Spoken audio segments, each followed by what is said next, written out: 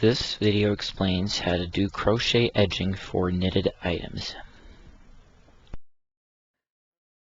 This is a knitted child's bib, and I'm going to explain how to give it this kind of crochet edging that you can see in front of you. It's easy to do, and it gives a very attractive and neat finished edge. This is a child's bib just like the one I showed you, but without the crochet edging. It's a knitted piece, and I'm now going to add a crochet edging to it. You can start at any point, but I'm going to start here in the corner where I have the thread from the knitting. So to start off, you insert the hook into the corner stitch, and you pull a loop of the edging yarn through. I'm using a contrasting edging yarn, but you can use a matching one if you so prefer. Then I'm going to chain one. Right now we are making the base row, which consists of single crochets, on top of which we can create a wider and more elaborate crochet edge. So first we single crochet into the first stitch of the knitting, just like that, and we keep going with single crochets into every edge stitch until we reach the corner.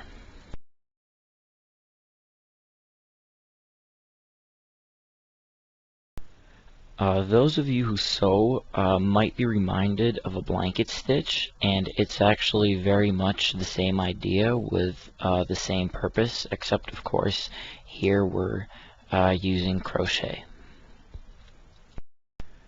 Here we are approaching the corner, and as we get to it, we want to do a neat turn in the edging that won't bunch up when we're done. And in order to do that, we are going to single crochet. I've already done one. We're going to single crochet 3 times into the corner stitch. So this is number 2, and third one, number 3. And as you can see, this produces a neat corner that will not pull the knit piece when you are done. From here, continue with single crochets. This is a salvage edge, so you're going to need to space them out so that the edging does not bunch up. You might want to do a single crochet into every other stitch, or you might want to do one into every stitch. It depends on the density of your knitting and the thickness of your yarn. I'm doing every other stitch. Here I am approaching the next corner, and as soon as I reach it, I'm going to show you what the edging looks like so far. Remember, so far this is just the base row, on top of which we can do more elaborate crochet. That is the base row of the edging. Now we've reached the corner, and again we're going to want to turn neatly, so I'm going to do 2 more single crochets into that corner stitch. That's 2, and that's 3.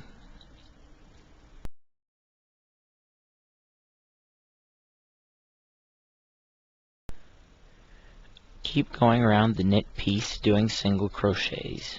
Remember to do 3 single crochets at each corner to make the turn neat. Inside corners are done a little differently, and that is what we're going to show now. We are approaching the next corner here. Unlike all the previous ones, it is an inside corner. There are 2 of them at the top of the bib, and it's done a little differently from the other ones. Instead of doing 3 single crochets into the corner stitch, what we do is we skip over the corner stitch and do a single crochet into the next stitch instead. Just like that. And then we continue with single crochets until the next corner.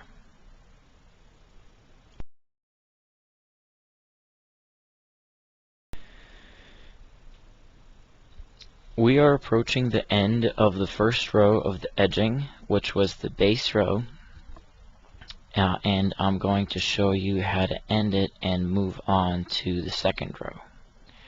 So we turn the corner as we did before, except we do 2 single crochets instead of 3, so 1 less than we were doing before. And now we are going to do a slip stitch into the first loop of the edging, the first loop that we did when we were starting it. At this point, we can simply tie off the yarn and have a very simple finished edge that is, it looks good and it works. But we did another row of half double crochets. To begin the second row of the edging, you need to chain 2 and then begin doing half double crochets into every single crochet of the first row. It's actually the second row, and you can add as many rows as you like. The second, third, fourth, any further rows are a lot easier to do than the first row, because at this point you are just working with crochet and you're not trying to attach it to a knit piece. Keep going with the half double crochets until you reach the corner. Keep working the piece with half double crochets all the way around. At the outside corners, do 3 half double crochets in the corner single crochet. At the inside corners, skip over the single crochet at the corner and do a half double crochet into the next one instead. Here at the top of one of the straps, we are going to form a buttonhole using the crochet. In order to do this, you need to do 2 half double crochets from the corner, which I've done here, and then you are going to chain 2. At the same time, skip 2 single crochets and then do a half double crochet into the third, and this forms a nice little buttonhole for a small button.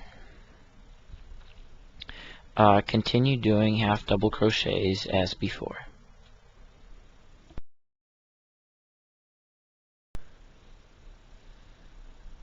We are approaching the end of the second row of edging, and this is where we're going to stop. This is finished in much the same way as the first row.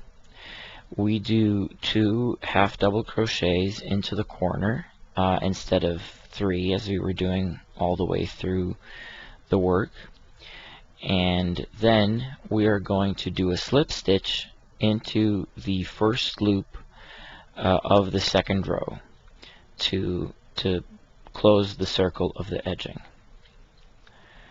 After that, you can tie off and break the thread, and then all you have to do is thread the loose ends through the crochet edge to hide them. Don't forget to attach a button to the other strap of the bib.